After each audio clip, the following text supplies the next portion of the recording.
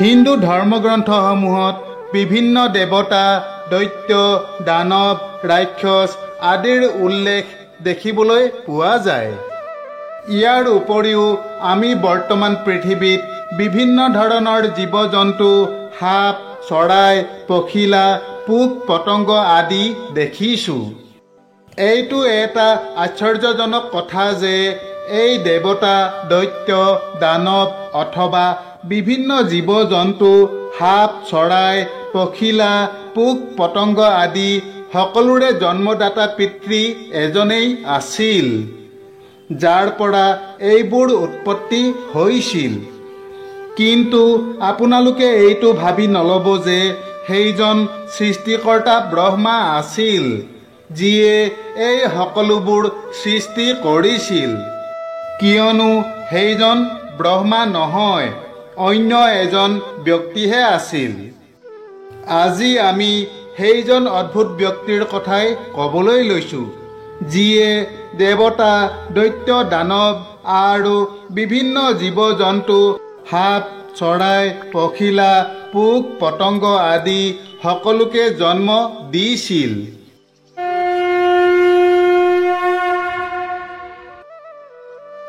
সৃষ্টিৰ পাতনিতে সৃষ্টিকৰ্তা ব্ৰহ্মাই সপ্তৰ্ষিসকলক সৃজন কৰিছিল। সপ্তৰ্ষিসকল হৈছে বশিষ্ঠ, মৰীচি, পুলস্ত্য, পুলহ, অত্ৰি, অংগিৰা আৰু ক্ৰতু।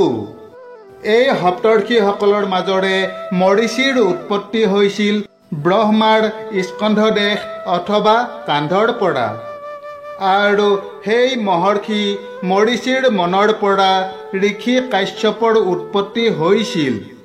অৰ্থাৎ ঋষি কাশ্যপ হৈছে মহৰ্ষি মৰীচিৰ মানস পুত্ৰ তথা সৃষ্টিকৰ্তা ব্ৰহ্মাৰ নাতি।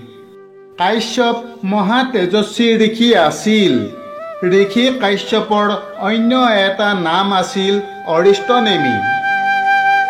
আনফালে সৃষ্টিকৰ্তা ব্ৰহ্মাৰ শৰীৰৰ পৰা স্বামী স্ত্ৰী হিচাপে স্বয়ম্ভুৱ মনু আৰু শতৰূপাৰ জন্ম হৈছিল। কালক্ৰমত মনু আৰু শতৰূপাৰ পৰা আকুতি, প্ৰসূতি আৰু দেৱাহুতি নামে তিনিগৰাকী কন্যা আৰু প্ৰিয়ব্ৰত আৰু উত্তানপাদ নামে দুজন পুত্ৰৰ জন্ম হৈছিল। মনু আৰু শতৰূপাৰ কন্যা প্ৰসূতিৰ বিবাহ হয় দক্ষৰাজৰ লগত। এই দক্ষৰাজৰ ঔৰসত প্ৰসূতিৰ গৰ্ভৰ পৰা ৬০ গৰাকী কন্যাৰ জন্ম হয়। দক্ষৰাজৰ ৬০ গৰাকী কন্যাৰ ভিতৰত ৮ গৰাকী ধৰ্মৰাজৰ লগত, ১১ গৰাকী একাদশ ৰুদ্ৰৰ লগত, সতী নামৰ কন্যাগৰাকী শিৱৰ লগত, ২৭ গৰাকী কন্যা চন্দ্ৰ দেৱতাৰ লগত আৰু ১৩ গৰাকী কন্যাৰ বিবাহ ঋষি কাশ্যপৰ লগত হৈছিল।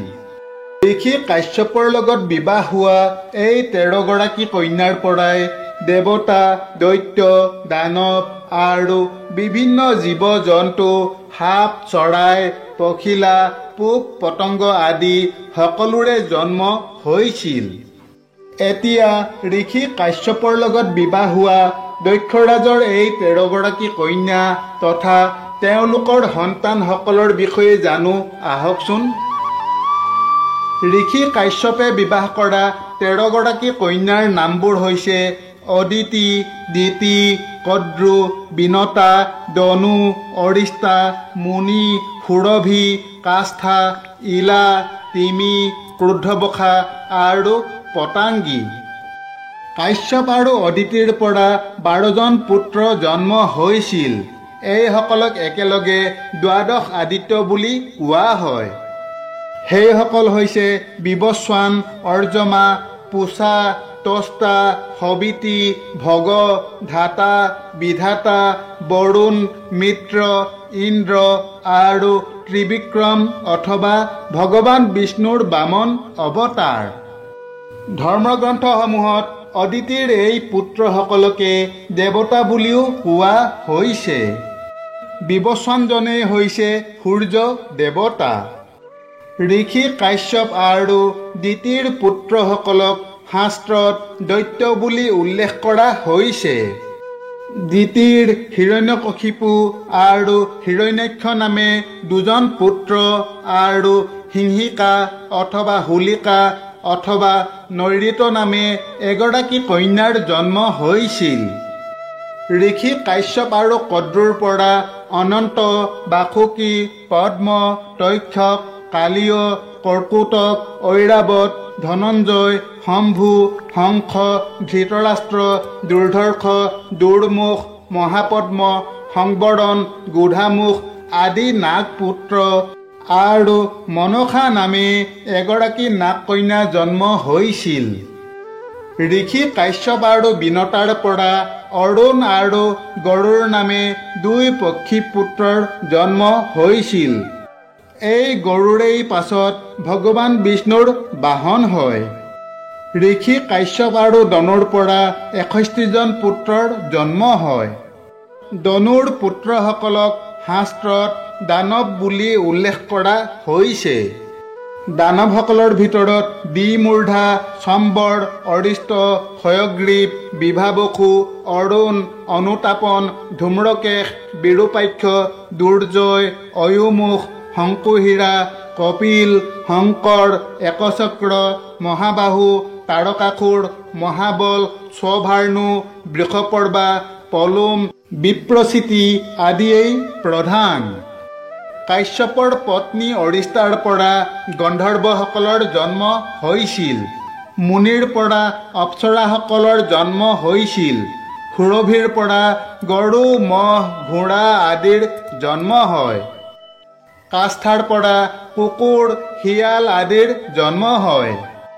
ইলাৰ পৰা বৃক্ষ, লতা আদি, তিমিৰ পৰা জলচৰ প্ৰাণী, ক্ৰোধবশাৰ পৰা বিছা আদি বিষাক্ত প্ৰাণী, পতাংগীৰ পৰা বিভিন্ন চৰাইৰ জন্ম হয়।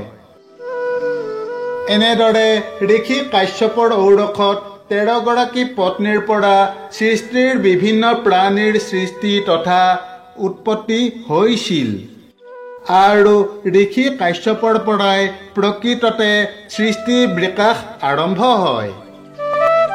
বান্ধৱসকল, এয়াই হৈছে দেৱতা, দৈত্য, দানৱ আৰু বিভিন্ন জীৱ জন্তু, সাপ, চৰাই, পখিলা, পোক পতংগ আদি সকলোৰে জন্মদাতা ঋষি কাশ্যপৰ কথা।